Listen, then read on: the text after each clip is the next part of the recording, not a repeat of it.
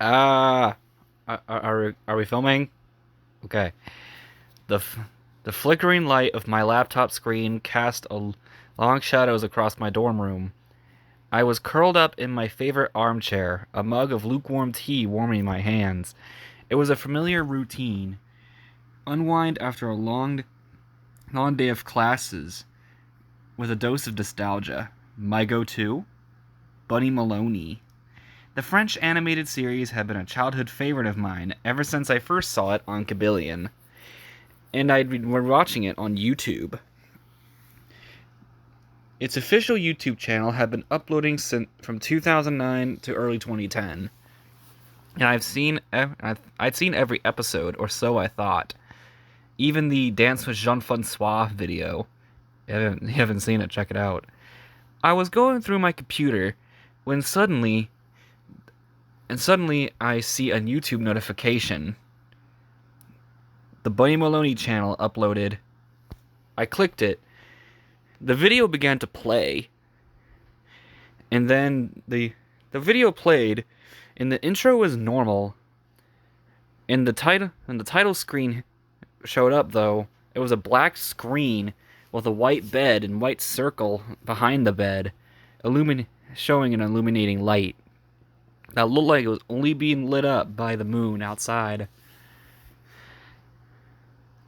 And then the episode name came up, Alone. The title was an unsettling stark contrast to the usually cheerful show. Curiosity gnawed at me, so I continued watching. But as I watched, I clicked on the more options menu under the YouTube video, and then I looked at the release date, July 11th, 2023. I was shocked. That was today. Bunny Maloney ended its show after its first season. How could this be? Anyway, the episode started with a close-up of Bunny Maloney's bedroom. He was huddled under a blanket, his back to the camera. The blanket formed a makeshift hoodie obscuring his face. The room was dark, save for a faint glow of a phone screen. Speaking of which, it wasn't the in-universe phones, the ones that the something 500 or whatever they're called. But anyway, it was a real phone, like Samsung logo and all. Anyway, July 11th, 2023. The date on the screen read. Bunny Maloney turned to face the camera, his eyes red and swollen. The phone screen showed a series of images. A picture of Candy at the beach, Jean-Francois hosting a kid show, as a kid show host, Stan in DC, and Charlotte and Casanova getting married in Las Vegas. My mind raced, trying to make sense of it all. Bunny then looked towards the screen, and his voice, raspy and low, unlike his usual New York accent, he said, "What?" I was scared. It was the only line he had uttered in the entire episode thus far. His gaze was filled with a profound sadness, a despair that chilled me to the bone. The camera panned to the main room of the apartment, which was empty, save for the familiar furniture. Bunny walked towards the window, walked towards a area that hadn't been seen in the show at this show before. A balcony. He opened the balcony doors and walked out, looking at the city. He then stared out into the cityscape. It was a grotesque cyberpunk nightmare with flying vehicles and towering buildings that pierced the clouds. Sheesh, that's Bunnyville now? I whispered, my voice trembling. Bunny entered the bathroom, his reflection in the mirror feeling a face etched with pain. He began to sob.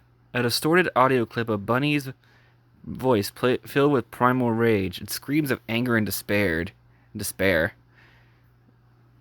He screamed that he hated them all, Who all was, I may never know.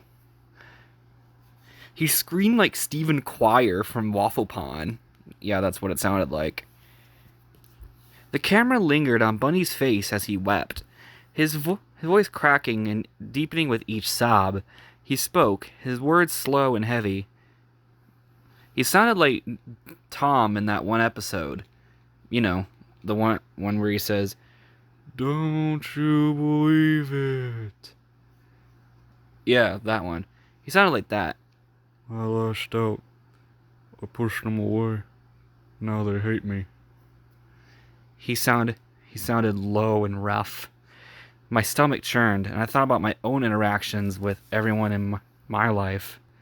The silly jokes, the happy memories, had they all been a lie? The camera shifted to the sky, a sea of swirling clouds, and then the episode ended abruptly.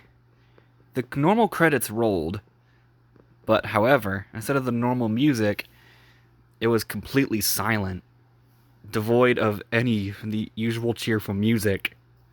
I sat there, paralyzed, my mind reeling. The episode had left me with a chilling sense of dread that I couldn't shake the feeling that something was terribly wrong. The days that followed were a blur. The episode haunted my dreams. The images of Bunny's despair etched into my mind.